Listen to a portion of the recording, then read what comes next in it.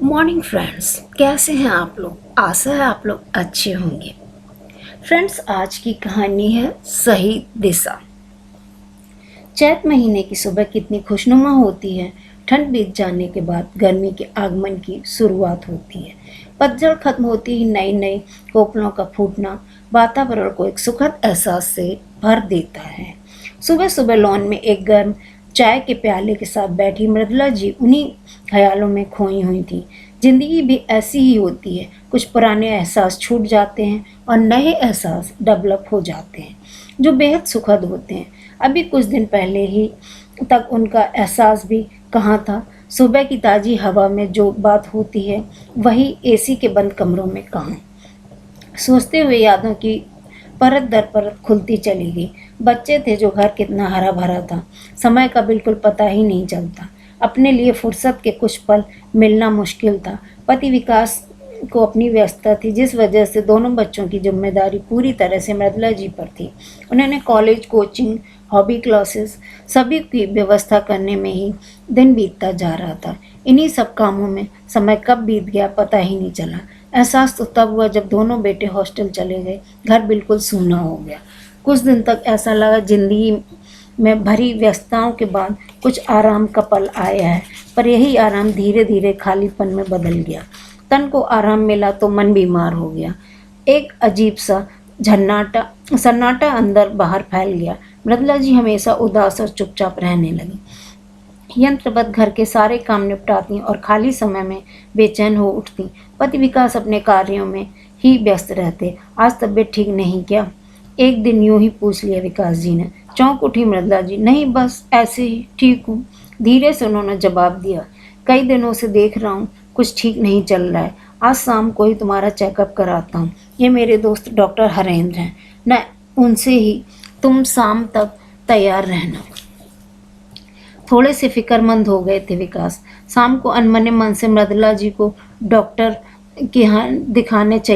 Doctor को दिखाने के लिए चले गए। ये मेरी पत्नी है और मृदुला, ये है डॉक्टर हरेंद्र। हेलो कहकर डॉक्टर हरेंद्र मुस्करा दिए। मृदुला जी एक औपचारिक निगाह डाली और जवाब में मुस्कुराई। क्या तकलीफ है आपको? जी कुछ नहीं, बस थोड़ी तबीयत ठीक नहीं है। आइए देखता हूँ। जैसे ही डॉक्टर हरेंद्र ने आला लगाकर चेकअप शुरू किया, मृदुला जी की आंखें डॉक्टर हरेंद्र के गंभीर चेहरे पर टिक गईं। गजब का आकर्षक व्यक्तित्व था डॉक्टर हरेंद्र का। आंखों की गहराई दिल में उतरती चली गई। उनकी आवाज़ में मंत्रमुग्ध हो उठी मृदुला जी। कोई भी गंभीर बात नहीं है, सब कुछ नॉर्मल है। 3 दिन की दवा लिख रहा हूँ। 3 दिन बाद आप मुझे दिखा लीजिएगा, उसके बाद दवा कंटिन्यू करूँगा, कहकर डॉक्टर हरेंद्र ने दवा की पर्ची पकड़ा दी। आप डॉक्टर हरेंद्र को कब से जानते हैं? मृदुला जी ने गाड़ी में अनायास पूछ लिया। काफ़ी पहले से, बस फॉर्मल सी फ्रेंडशिप है। डॉक्टर अच्छा है इसलिए तुम्हें दिखा दिया। मृदुला जी चुप हो गई, पर मन बेचैन उठा, जैसे डॉक्टर हरेंद्र के बारे में आज सब कुछ जान लेना चाहती हूँ। इधर 3 दिनों में मृदुला जी की हालत अजीब सी हो गई। हर समय डॉक्टर हरेंद्र का चेहरा सामने आ जाता, उनके ही ख्याल में खोई रहती, उनका ख्याल में ही रखते हुए दवा एकदम समय से लेती। कभी खुद से सवाल करती, या मुझे क्या हो रहा है, ये क्यों सोच रही हूँ डॉक्टर हरेंद्र के बारे में। बार बार झटक कर इस सोच से बाहर निकलने की कोशिश करती, पर शायद लंबे समय से सूखी पड़ी दिल की मिट्टी किसी का सानिध्य पाकर नम हो चुकी थी। प्रेम के बीज फूटने को आतुर था। एक नए एहसास का जन्म हो चुका था। मृदुला जी के 3 दिन कसमकस और बेचैनी में गुजरे। सुनिए, आज दवा खत्म हो गई, शाम को डॉक्टर को दिखाना है। खुद को संभाल कर मृदुला जी बोल पड़ी।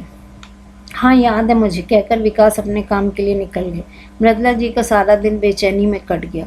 शाम को कौन सी ड्रेस पहनूं? और हाँ, बालों को खुला ही रखूंगी, जूड़े में तो अधिक उम्र लगती है। गौर से अपने चेहरों को शीशे में देखने लगी। उम्र निशानियाँ छोड़ने लगी है। मैं अपनी बिल्कुल ख्याल नहीं रखती। इसी हुआ पेस में पूरा दिन गुजर गया। शाम को विकास जी का फ़ोन आया। सुनो, आज एक ज़रूरी काम निकल आया है, डॉक्टर के पास कल चलेंगे। नहीं, मृदुला जी जैसे चीख पड़ी, फिर अचानक खुद को संभाल कर कहने लगी, नहीं, थोड़ी तबीयत ठीक नहीं लग रही है। आप कहें तो मैं खुद ही चली जाती हूँ, पास ही में तो हैं। ओके, काम की जल्दबाजी में बोल पड़े विकास। मन मांगी मुराद पूरी हो गई। जैसे आज अकेले मिलूंगी और मन की सारी बातें कह दूंगी। इन्हीं विचारों में खोई हुई पहुंच गई डॉक्टर हरेंद्र के क्लिनिक। बाहर थोड़ा इंतज़ार करना पड़ा क्योंकि मरीजों की भीड़ थी। एक एक पल भारी लग रहा था। आखिर मृदुला जी का नंबर आ ही गया और अंदर जाते ही डॉक्टर हरेंद्र का मुस्कुराता हुआ चेहरा सामने आया। और मैडम क्या हाल है, पूछ लिया डॉक्टर हरेंद्र। जी बिल्कुल ठीक हूँ, चहक उठी मृदुला जी। इम्प्रूवमेंट तो दिख रहा है, आइए देखता हूँ। दोस्तों, आप लोगों को यह कहानी कैसी लगी? अगर आप लोगों को यह कहानी अच्छी लगी हो तो प्लीज़ लाइक कीजिए, सब्सक्राइब कीजिए और सपोर्ट कीजिए और अपनी ज़िंदगी में सब लोग खुश रहिए। धन्यवाद।